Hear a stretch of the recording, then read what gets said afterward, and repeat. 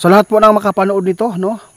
Meron po kaming ipapaabot sa inyo tungkol po ito sa lindol ngayong araw na ito. Kung meron po ba, para po ay hindi po kayo mag-alangan na pumupunta po doon sa syudad, sa mall, baka meron kayong bibilhin, no? Gusto namin na iparating sa inyo, nandito po si kaibigan po ating tatay na si Syoto, may tatay niya, no? Siya po yung magpapaabot. Patingnan po natin guys kung kaya po nilang tingnan ngayong araw na ito o bukas at saka sa susunod kung meron po bang lindol na mangyayari ngayong araw na ito. Kaya subukan po natin para po ay hindi po kayo matatakot, no? Baka maano kayo sa pagpunta nyo doon sa syudad, baka po mapapahamak na noon mo aning sigig bantay sa lindol. Kaya nais kong iparating na dito po si tatay. Tay, salamat po. Nakausap ko si kaibigan Adwin Dinglinyo kahapon dito. O ipinapaabot din po niya yung nakita po nilang impormasyon kasi maraming nagtatanong tungkol po sa impeachment po na pang-apat laban kay Vice President, kung matatanggal po ba ito, at kung si BBM po din ay kung siya po yung ipa-impeach, kung matatablan po ba din. Kaya sinabi ng ating kaibigan matatablan po daw talaga. Kaya nandito tayo.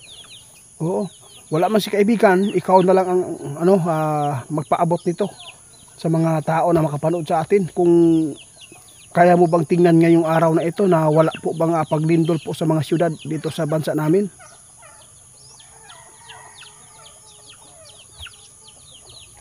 Wala po? Ha? Guys, sa lahat po na makapanood dito huwag kayong mag-alala po pag pumunta kayo sa mall ngayon. Oo, walang nakikita si kaibigan po nating dwinding tatay, no? Wala siya ay nakitaan nga mirong mata ng lindol ngayon. Pero kung pumupunta kayo doon sa mga mall, sabi ng ating kaibigan, dapat daw dili daw mo magtagal dyan, ha? Ano lang po, dapat lang po talaga na maging alerto lang tayo, no? Basta ngayon wala po silang nakikita na delikado ngayong araw na ito. So, gusto kong malaman po ninyo ngayon guys, iparating namin kung makikita din po ba ni tatay kung meron po bang susunod pa na lindol po doon sa ibang bansa. Kaya gusto kong ipaabot, tay.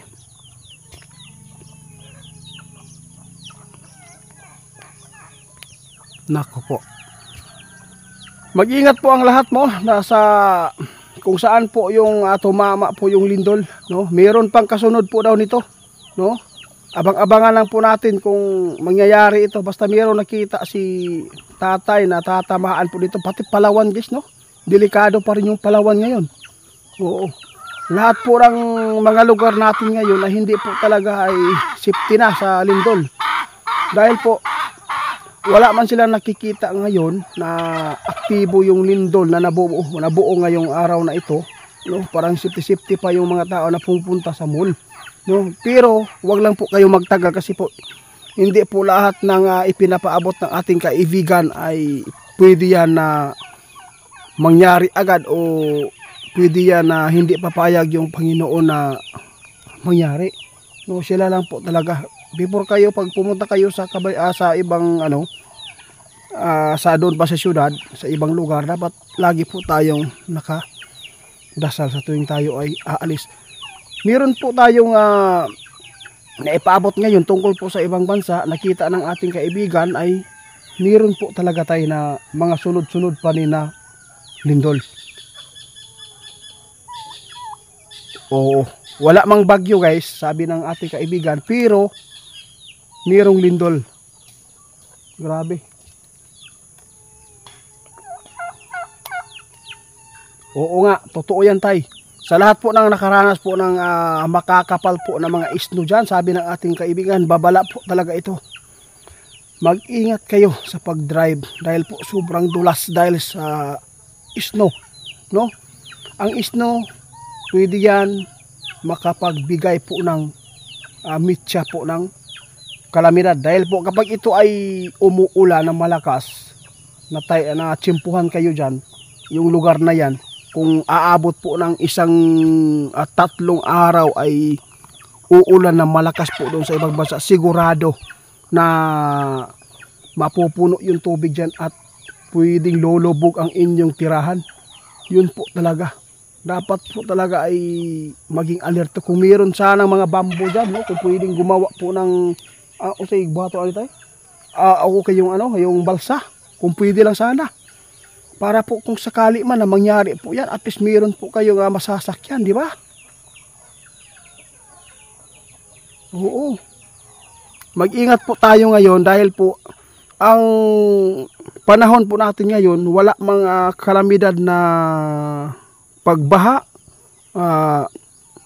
bagyo, pero huwag kayong magkampante sa lindol dahil ang lindol ay sigurado na mayroon pong darating na mga lindol po ngayon dito sa atin, no? Kahit po ay wala silang nakita ngayong araw na ito, pero dapat po talaga ay hindi po tayo magkampante dahil yung mga sinasabi ng ating kaibigan, di ba sinabi po niya noon na itiit, yung nakita namin impormasyon, yung lindol dito sana tatama sa inyo dahil mahal kayo ng Panginoon. Bumaling ito sa iba, di ba? Anong nangyari sa Tibet? China. Yung China guys, babalikan pa yan. Yung Tibet, uulit pa rin ang magnitude po dyan na malakas. No, dapat po talaga kung sino man yung mga Pilipino natin dyan, huwag po sana hindi po kayo pumupunta po sa mga matataas po na building dyan para po ay hindi po kayo madadaganan kaya mahirap na. Lalo na ngayon dapat po tayo ang mga pangyayari ay dapat po natin na maiwasan, no? Kahit po sinabi nila ay hindi po talaga maiiwasan yung pagkalamidad. Maiwasan po yan. Lalo na ginamit po natin yung utak at pagdadasal. Kasi po iba yung lagi kang nagdadasal ay kusang loob yan na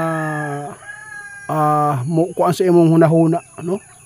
Kaya sana po kung sino makapanood nito, huwag po kayong magkampante bawat araw dahil po ang panahon natin ay hindi na maganda. Lalo na po sa mga tao ngayon, marami na pong mga demonyo na nagplano sa kapahamakan ng tao. Buhay, walang pinipili po ngayon na kanilang tutuklawin, no? Kahit matanda, anong ginawa nila, no? Pinaktay, tapos grabe yung napanood natin guys, no? Sana maging alerto tayo. Yung mga ginagawa ng ating mga kaibigan, ito po, painawa ninyo ang ingon ni kaibigan, no?